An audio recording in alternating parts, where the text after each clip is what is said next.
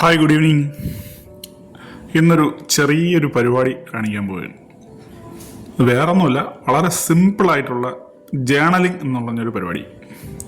അതായത് കുറച്ച് നാളായിട്ട് നമ്മളൊക്കെ, പ്രത്യേകിച്ച് നമ്മളെന്ന് പറയുന്നതിനേക്കാൾ ഞാൻ മൊബൈലിൽ കുറച്ച് സമയം കൂടുതൽ ചിലവഴിക്കുന്നുണ്ട് എന്ന് തോന്നി. കുറച്ചധികം സമയം, എസ്പെഷ്യലി സ്ക്രീൻ ടൈം ഉൾപ്പെടെ.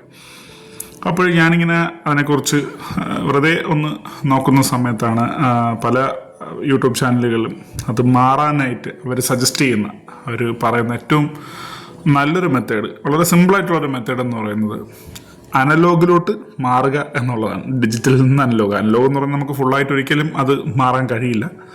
കാര്യം നമ്മൾ അത്രയ്ക്കും അതിനകത്തായിപ്പോയി.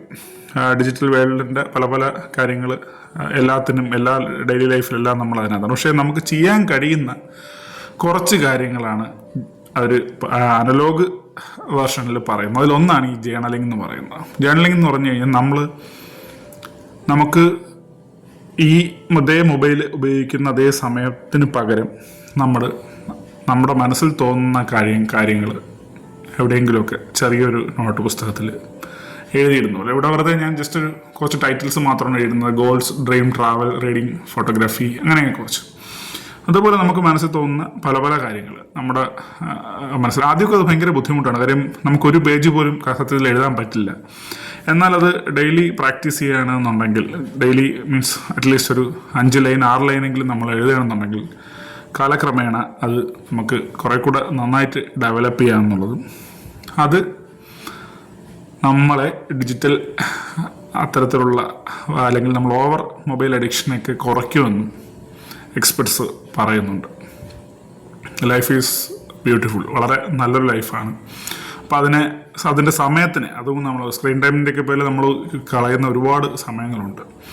സത്യത്തിൽ ഇത്തരത്തിൽ നമ്മൾ ജേർണലിംഗ് ചെയ്ത് തുടങ്ങിക്കഴിഞ്ഞാൽ വളരെ കുറച്ച് സമയം കൊണ്ട് തന്നെ നമുക്ക് സ്റ്റോറി ടെല്ലിങ്ങിൽ ഉൾപ്പെടെയുള്ള കാര്യത്തിൽ നമുക്ക് ഒരു പ്രോഗ്രസ് ഉണ്ടാവും എന്നാണ് പറയുന്നത്. ഇന്ന് ഞാൻ വർക്കലയിൽ നിന്ന് വാങ്ങിച്ച ഒരു ചെറിയ ജേണലാണ് ആക്ച്വലി. ഇത് ടിബറ്റൻ റെഫ്യൂജി കമ്മ്യൂണിറ്റി അവർ നേരിട്ടുണ്ടാക്കുന്ന വർക്കല ക്ലിഫിൽ ഒരുപാട് ടിബറ്റൻ കടകളുണ്ട്. അപ്പോൾ അവിടെ നിന്നൊരു കടയിൽ നിന്ന് നമ്മൾ ഒരു ഉണങ്ങിയ ഇല അവിടെ ഒരു ഡെക്കറേഷനായിട്ട് വെച്ചിട്ടുണ്ട്. അതിനൊപ്പം വളരെ ചെറിയൊരു പുസ്തകം. നമുക്ക് നമ്മുടെ കാര്യങ്ങൾ ജസ്റ്റ് എഴുതി വയ്ക്കാനായിട്ട്, പോയിന്റ് ബൈ പോയിന്റ് ആയിട്ട് എഴുതാനും, പിന്നെ അത് വായിച്ചു നോക്കുമ്പോൾ നല്ല രസമായിരിക്കും. അത് നമുക്ക് കുറേ നാൾ കഴിയുമ്പോൾ നമ്മളെടുത്ത് വെച്ചിട്ട് അത് വായിക്കുമ്പോൾ അതിൽ നമുക്ക് തോന്നുന്ന ആശയങ്ങളും ഒക്കെ നമുക്ക് വീണ്ടും ഉപയോഗിക്കാം. അപ്പം കഴിയുന്ന സമയത്ത് ജേർണലിങ്ങും നിങ്ങളൊരു ശീലമാക്കുക. ജേർണലിങ്ങായിട്ട് ബന്ധപ്പെട്ട ഫർദർ വീഡിയോസും ഞാൻ ചെയ്യാനായിട്ട് ആഗ്രഹിക്കുന്നുണ്ട്. ആസ് എ ബിഗിനിങ് ഞാൻ ആ വാക്ക് അതുപോലെ തന്നെ ഉപയോഗിക്കുന്നു. നമുക്ക് ഒരുമിച്ച് സ്റ്റാർട്ട് ചെയ്യാം. ജേർണലിംഗ് എല്ലാ ദിവസവും അറ്റ്ലീസ്റ്റ് ഒരു പേജ്, അറ്റ്ലീസ്റ്റ് ഒരു പേജിൻ്റെ പകുതിയെങ്കിലും എഴുതാൻ നോക്കുക. എന്തെങ്കിലുമൊക്കെ നമ്മുടെ മനസ്സിൽ തോന്നുന്നില്ല, അതൊരു നല്ലൊരു റൊട്ടീനായിട്ട് മാറട്ടെ. Have A happy day.